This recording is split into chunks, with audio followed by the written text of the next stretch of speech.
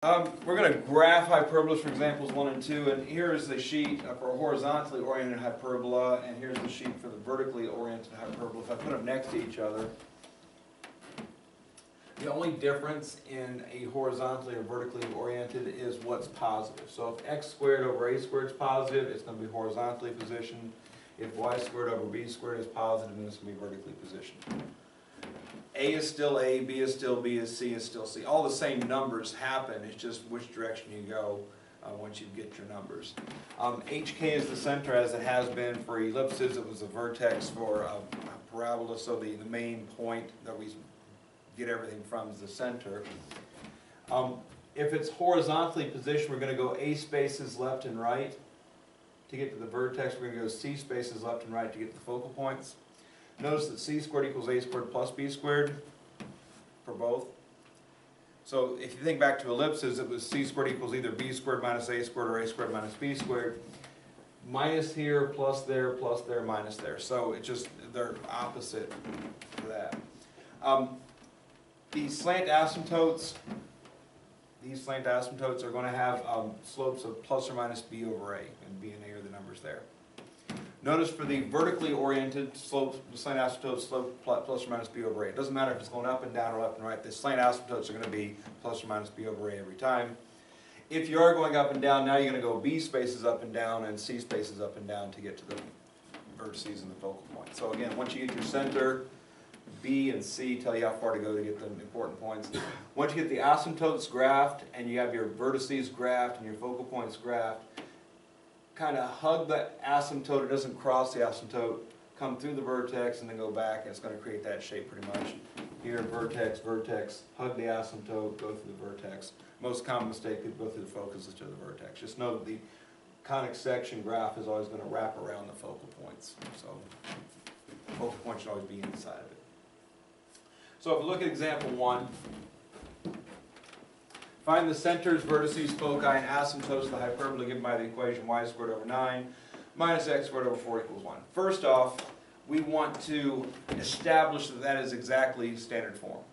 Standard form's requirements are something squared, y or x squared over a number, minus the other object squared over a number equals 1. Okay, so that is standard form. I might actually go y minus 0 squared over 9. Minus x minus 0 squared over 4 equals 1. If it doesn't equal 1, you got to deal with it. If it had a number in front of one of these squares, you have to deal with it. Same way we dealt with it in the ellipse chapter. Like if there was a 5 here, this is going to become 4/5. All right, so we deal with it the same way. It's just got a different standard form because it's got a minus instead of a plus. The fact that it does have a minus in front of the x squared plus is y squared, I know it's going to be a up-down hyperbola. So make that decision immediately once it's in standard form. Don't make that decision until you get standard form though. Once you get standard form, whichever one's positive, that's which way it goes. If you're in general form and there's a minus in front of y squared, it might switch and become a minus in front of x squared. I mean, you don't know it until you get to standard form. All right. Once we've established what we're doing here, next thing I want to do is establish the center. Everything comes off of the center, so if we've got standard form, we can immediately identify the center, which is 0, 0 in this case. I'm going to go ahead and plot 0, 0. We're going to go B spaces from 0, 0. We're going to go C spaces from 0, 0. We're going to go plus or minus B over A to make slant asymptotes going through 0, 0. So that center, everything's based on that center, so find it first. I know that A is equal to the square root of 9, or sorry, square root of 4. Make sure I'm done, x squared is always over a squared.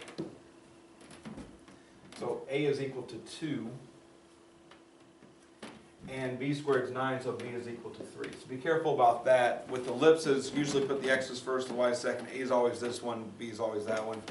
A is always under x, b is always under y. Remember that. All right. I also know that c squared is going to equal 9 plus 4. So c is going to equal the square root of 13. I'm fine with decimals. 3 point something. Square root of 13, 3.61. For graphing points, 3.60555127.5 about the same place 3.61 is. So just a couple decimal places will be fine. So My center is 0, 0. I'm going up and down. So B matters and C matters when I'm identifying points. So I'm going to go 3 spaces up, that's a vertex. I'm going to go 3 spaces down, that's a vertex. I'm going to go 3.61 spaces up, that's a focus. And 3.61 spaces down, that's a focus.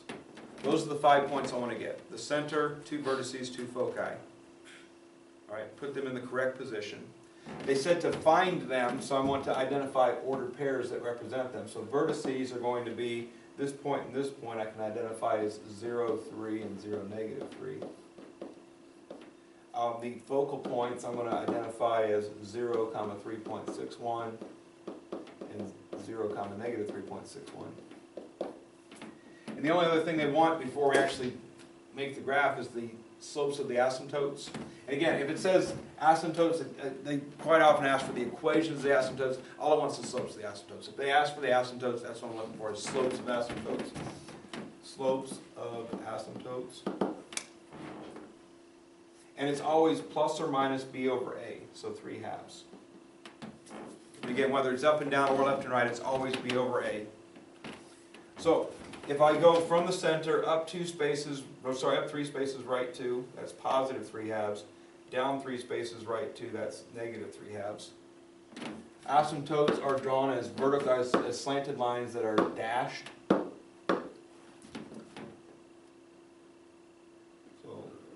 Create a good slant asymptote like so, and the same thing over here. They go through the center, through 0, 0, and again, whichever secondary point you got off of 0, 0 from the slope. The graph itself is then sketched to fit those asymptotes. Again, be careful we go through the vertex, not the focus, so identify mentally what the vertex is before you start drawing. I come up near the asymptote, I go down through the vertex, and then back up near the asymptote. Do the same thing here. There's the vertex, there's the focus. I'm going to go through that point, so I go near the asymptote, through the vertex, and back down near the asymptote. Make sure you don't cross the asymptotes. You always have an eraser on your pencil. If you don't like how you do it, you can draw it prettier. Like, for example, I don't think this is very pretty here. I got a little straight liners there, so maybe I'm going to fix that and make it a little bendier. Still not very good, but it'll work. All right.